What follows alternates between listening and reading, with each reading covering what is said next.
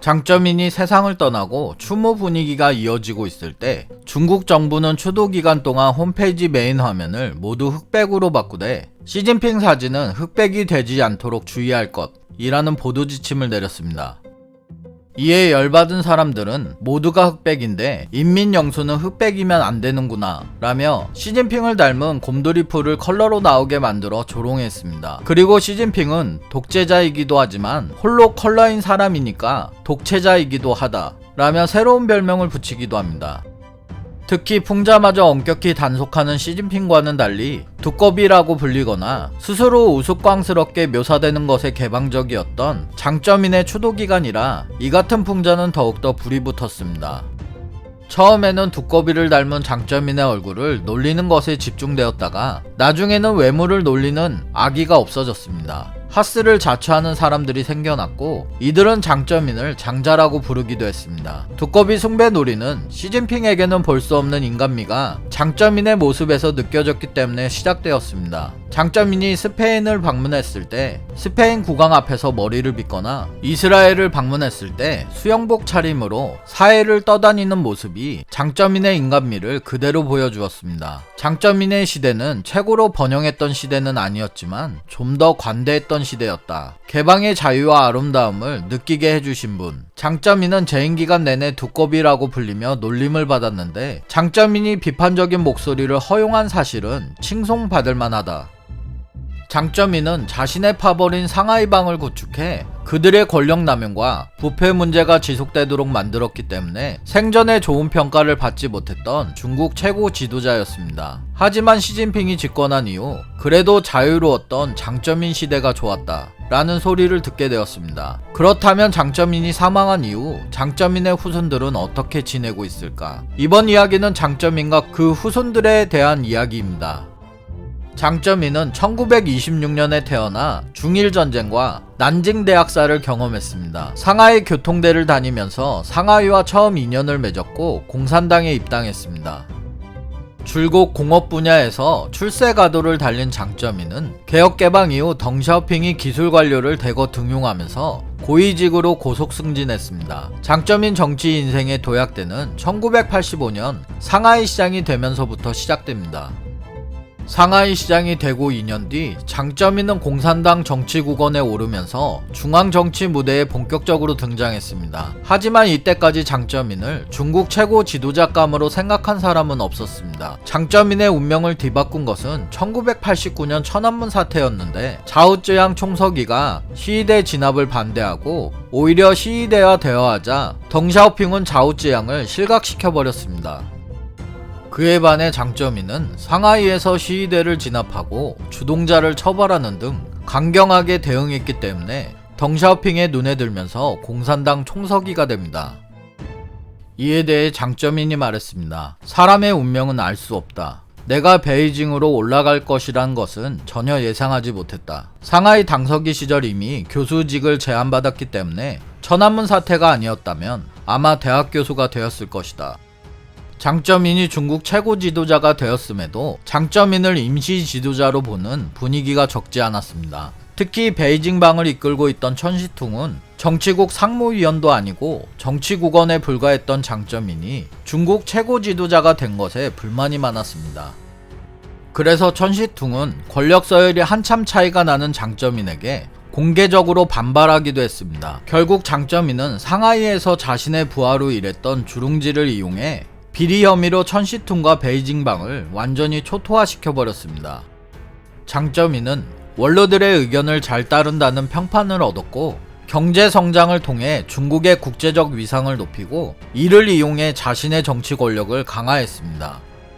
세계 경제를 잘 알고 외국어도 잘했던 장쩌민은 2001년 중국의 세계무역기구 가입을 성사시켰습니다. 그리고 2008년 베이징 올림픽을 유치하기도 합니다. 취임 초에 저평가됐던 장쩌민이 중국을 국제 무대에 복귀시켰다. 장쩌민이 이끈 중국의 GDP는 1989년에 비해 15년 뒤 10배로 커졌다.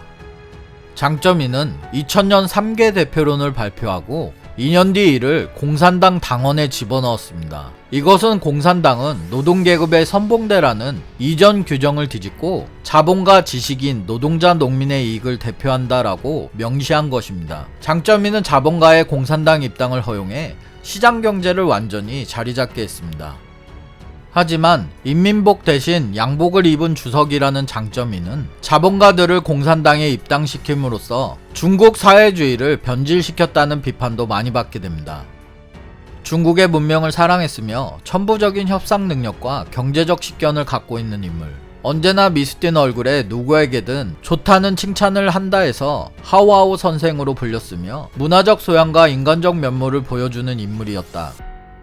이런 업적에도 불구하고 장점인의 권력에 대한 욕심과 부패에 대해서는 부정적 평가가 적지 않습니다. 장점인은 자신의 파벌 상하이방을 구축해 그들의 권력 남용과 부패 문제가 지속되도록 만들었다. 장점인은 2007년 공산당 대회에서 시진핑을 후진타오 이후 최고 지도자로 띄웠습니다. 그리고 2012년 4월 비밀리에 베이징의 상경에 군부에 중앙군사위 주석과 총서기는 시진핑이 맡아야 한다 라고 못 박았습니다. 그렇게 시진핑의 반대 세력을 찍어 눌러준 사람이 바로 장점인이었습니다. 하지만 시진핑은 이때 장점인에게 바짝 고개를 숙였지만 장점인이 상황으로 군림하는 걸 원치 않았습니다. 시진핑은 공산당의 흐름을 보수화로 돌리며 부패와의 전쟁을 벌였습니다. 반부패의 타깃에는 장점인의 측근이 많았는데 저우융캉 상무위원과 인민해방군 서열 정점에 있던 거보슌과 시차이허우 중앙군사위 부주석을 제거했습니다.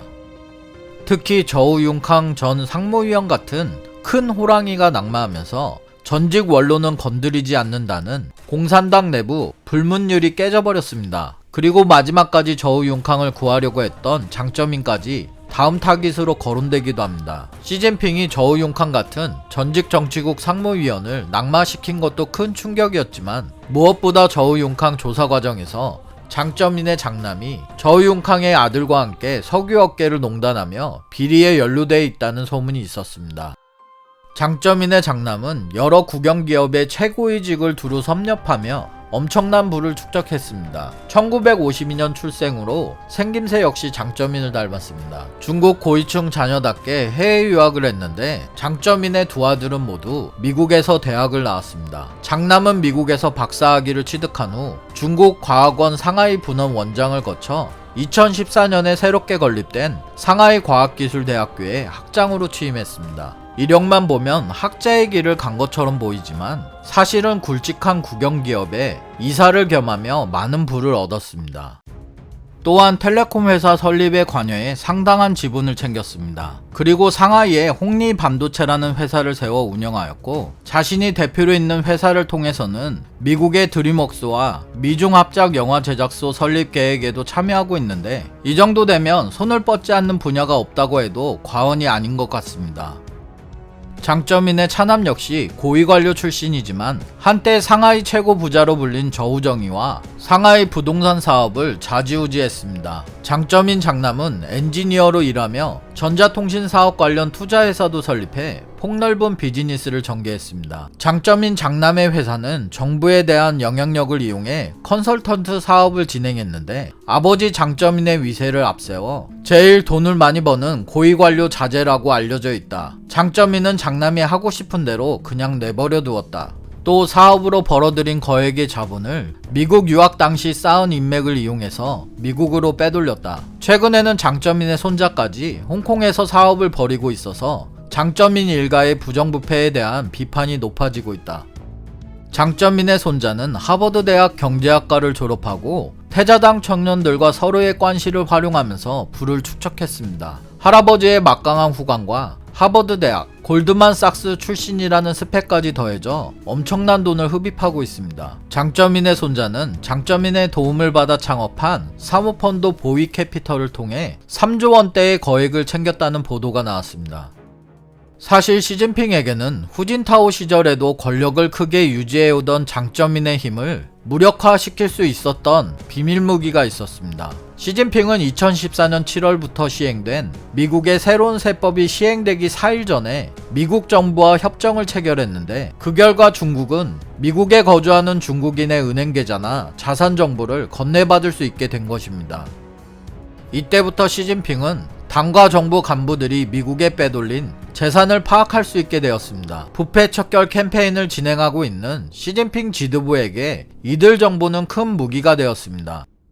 시진핑 지도부는 장점인 일파의 미국 은닉 재산을 그대로 파헤쳐 압력 행사를 할 수 있게 되었고, 불사신 장점인도 결국 궁지에 몰리게 된 것입니다.